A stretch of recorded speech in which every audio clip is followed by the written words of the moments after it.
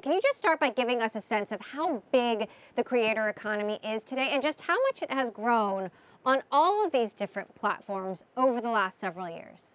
Yeah, there are estimates out there that it's about 100 billion, which is from zero to 60 within maybe the past 15 years, really.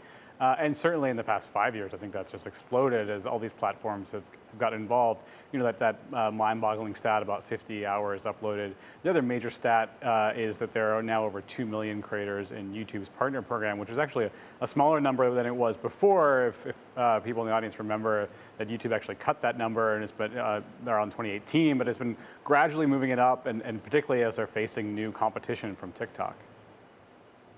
Roberto, you were a graphic designer and a freelancer before becoming a YouTube content creator.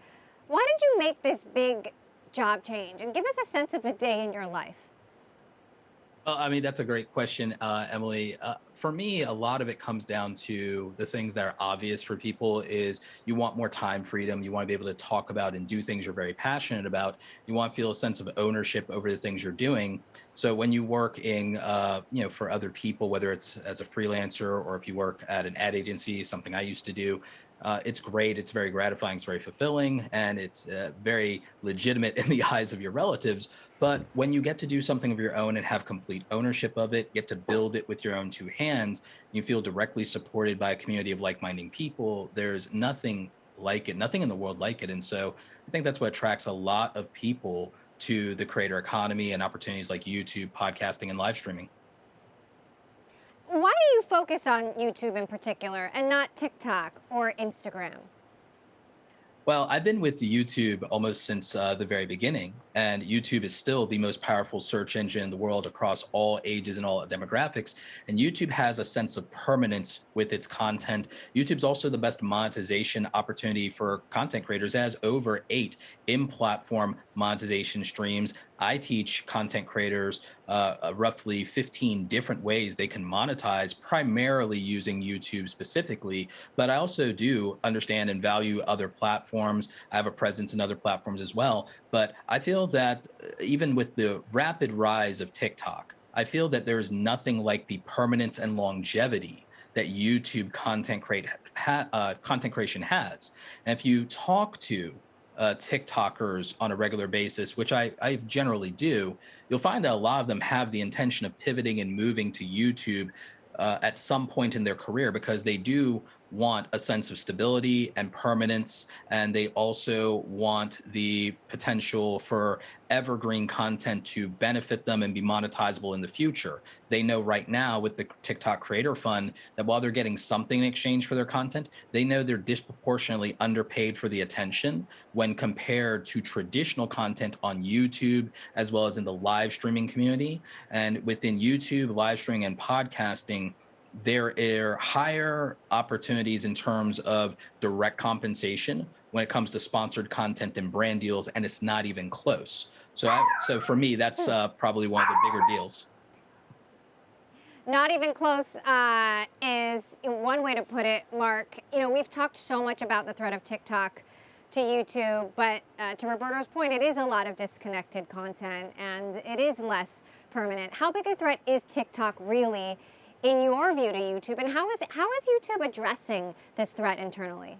Yeah, I think it's a viable threat, and certainly more so than Instagram and Facebook have tried multiple times to really build out a creator economy, and thus far have failed. What TikTok and ByteDance needs to do is to demonstrate, Google has a remarkable system, as Roberto pointed out, both for search and for monetization. It's the world's biggest digital advertising company, and it's had this machinery in place for years. TikTok clearly has a lot of political problems, and they haven't really got it proven yet that they can be a threat to YouTube at large scale. So YouTube's response so far is Shorts. This is their feature that's sort of short video. They're pushing a lot of viewers there, encouraging creators to go there. They're about to flip the switch on monetization.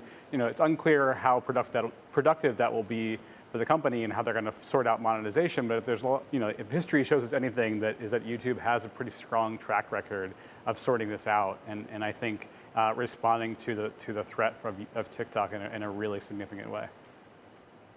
Roberto, you're the founder of Awesome Creator Academy, which is a coaching program that helps influencers build their brands online. We had some fun watching your videos earlier today. What trends are you seeing and what are you telling creators today? Advice that might not be obvious.